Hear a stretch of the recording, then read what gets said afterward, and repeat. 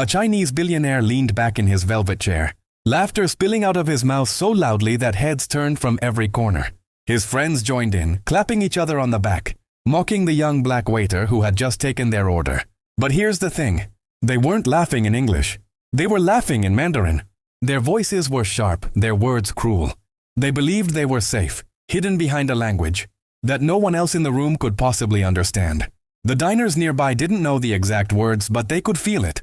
They could sense the disrespect, see it in the billionaire's grin, hear it in the snickering that echoed around the marble walls of that luxury restaurant. Some even chuckled awkwardly, the way people do when they know a joke's being told, but not at them. And right there, in the middle of it all, stood Marcus, a young black waiter, holding a tray of glasses, his face calm, his body still, his heart pounding. Everyone expected him to swallow the humiliation, to walk away quietly as though nothing had happened. After all, who was he compared to a billionaire? And in a language barrier that was impossible to climb. But what no one in that room knew was that Marcus had a secret, and when he opened his mouth to reply, the billionaire's laughter would die in an instant. It was a Friday night in New York City. The streets outside buzzed with yellow taxis and neon signs, but inside this particular steakhouse, the air was different. Warm golden light spilled from chandeliers, polished silverware gleamed on tables dressed in white linen, and the hum of quiet conversation floated like music. This wasn't just any restaurant. It was the kind of place where the city's elite came to seal business deals, show off their wealth, or simply be seen. Marcus had been working there for almost 2 years. Mid-20s, tall, with a calm face that often hid his exhaustion. Every night he carried trays heavier than his dreams, smiled at customers who didn't always smile back, and told himself it was only temporary. Because Marcus wasn't just a waiter. He had studied languages since he was a teenager, French, Spanish, even Arabic. But his greatest passion was Mandarin Chinese. He dreamed of becoming a professor, teaching languages, traveling the world. But dreams didn't pay rent in New York.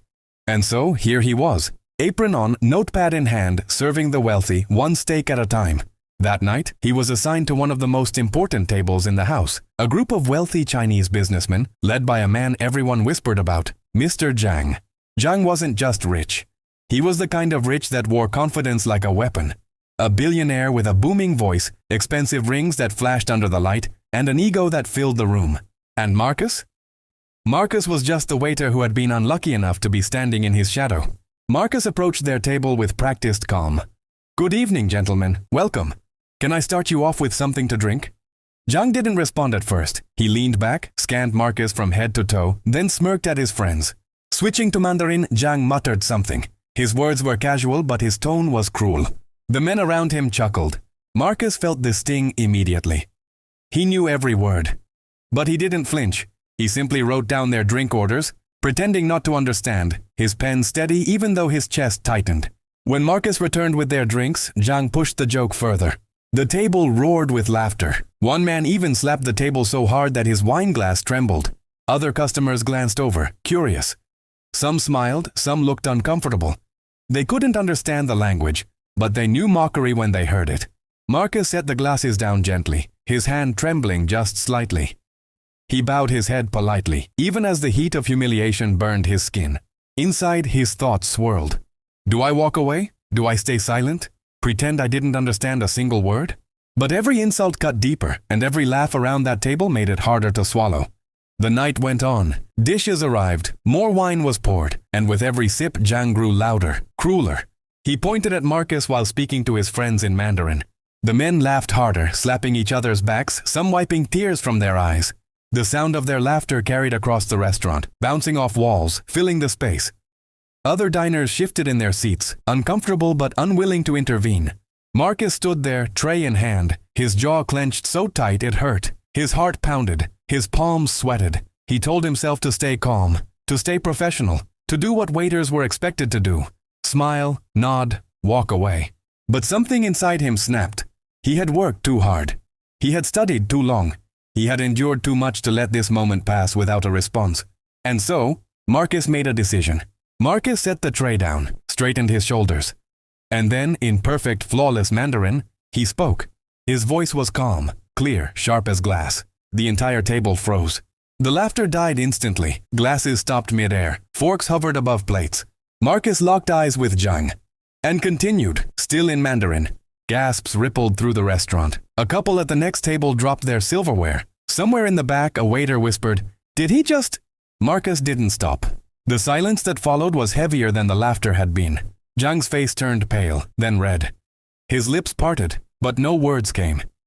His friends exchanged glances, their smug smiles gone, replaced with wide-eyed disbelief. The billionaire who had mocked, humiliated, and laughed had just been outclassed in the very language he thought protected him. For a long, breathless moment, no one moved, and then someone clapped. It started with a man at another table. Then a woman joined, and before long, the entire restaurant was applauding Marcus. Zhang's friends looked down at their plates, embarrassed. A few shifted uncomfortably, suddenly eager to finish their meal in silence. Zhang himself tried to laugh it off. "Just a joke," he muttered in broken English. But his voice lacked its earlier confidence. Marcus didn't reply. He didn't need to. He had already spoken louder than any words Zhang could muster. The manager appeared, worried at first. But after hearing what had happened, he simply placed a hand on Marcus's shoulder and whispered, "You did the right thing." The billionaires left soon after, quieter than when they'd arrived. Zhang avoided Marcus's eyes as he walked out, his reputation bruised, his pride shattered. Marcus stood by the bar, his hands still trembling from the adrenaline. But this time he wasn't shaking from fear. He was shaking from victory. That night, he went home with the same apron, the same tired shoes, the same small paycheck. But he also carried something else: respect. From strangers. From himself.